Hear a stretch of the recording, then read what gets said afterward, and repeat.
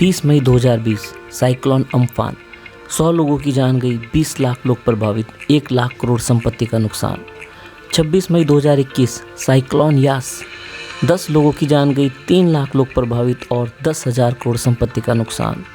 16 मई 2022 cyclone सीतरांग, 30 लोगों की जान गई, नॉर्थ ईस्ट में भारी तबाही, 10,000 घर बर्बाद। 14 मई 2023 साइक्लोन मोचा, म्यांमार में 200 से 250 किलोमीटर प्रति घंटा की रफ्तार से तेज हवाएं, 100 लोगों की मौत और 40,000 लोग प्रभावित। और इस साल साइक्लोन रेमल, जो कि लगातार तीव्र गति से बढ़ रहा है। इंडियन मेट्रोलॉजिकल डिपार्टमेंट यानी कि IMD का संकेत है कि अगले 1 से 2 दिनों में इस साइक्लोन की और तेज होने की संभावना है। प्रारंभिक तौर पर यह अनुमान लगाया जा रहा है कि आने वाले 1 से 2 दिनों में यह चक्रवात बनने के बाद नॉर्थ ईस्ट की ओर बढ़ेगा। बाद में यह चक्रवात डीप डिप्रेशन में बदल जाएगा। साइक्लोन रेमल पश्चिम बंगाल, उड़ीसा, बिहार, झारखंड और उत्तर प्रदेश को प्रभावित कर सकता है। अभी साइक्लोन रेमल का पूर्वानुमान लगाना थोड़ा मुश्किल है, परंतु इसका लैंडफॉल यानी कि ज़मीन की सतह से टकराने की संभावना पश्चिम बंगाल या उत्तरी उड़ीसा के तटों से है। वर्तमान में रेमल बे ऑफ बंगाल में सी लेवल से लगभग 1 किलोमीटर ऊपर स्थित है।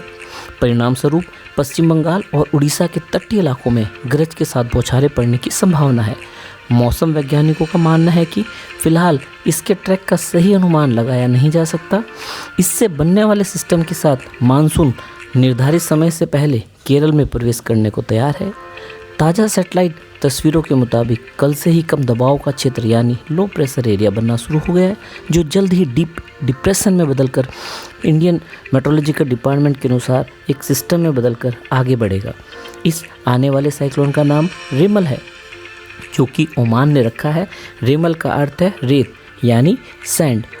इंडियन मेट्रोलॉजिकल डिपार्टमेंट के मुताबिक बे ऑफ बंगाल के साउथ वेस्ट से लो प्रेशर एरिया ये जो बन रहा है, इसके अगले 1 से 2 दिनों में विकसित होकर आगे बढ़ने की पूरी संभावना है। मौसम विभाग के अनुसार बंगाल की खाड़ी और अंडमान सागर पर तेज गति के निम्न और मध्यम बादल बिखरे हुए हैं। कम दबाव के चलते मौसम विभाग ने पश्चिम बंगाल और उड़ीसा के कुछ इलाकों में भारी बारिश होने की संभावना भी बताई है।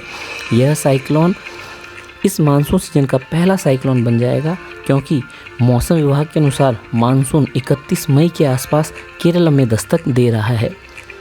मौसम विभाग के उपरोक्त तूफानी हवाओं को देखते हुए मछुआरों को बंगाल की खाड़ी के तटों पर ना जाने की सलाह दी है। बंगाल की खाड़ी साइक्लोन के लिए दुनिया में सबसे एक्टिव एरिया में से एक है।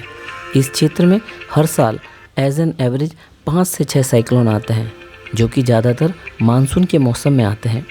IMD के अनुसार बे ऑफ बंगाल की दक्षिण खाड़ी पर लो प्रेशर सिस्टम विकसित हो रहा है। वहाँ समुद्र की सतह का तापमान बहुत गर्म है, जो कि साइक्लोन बनने के अनुकूल है। सावधान रहें, सतर्क रहें।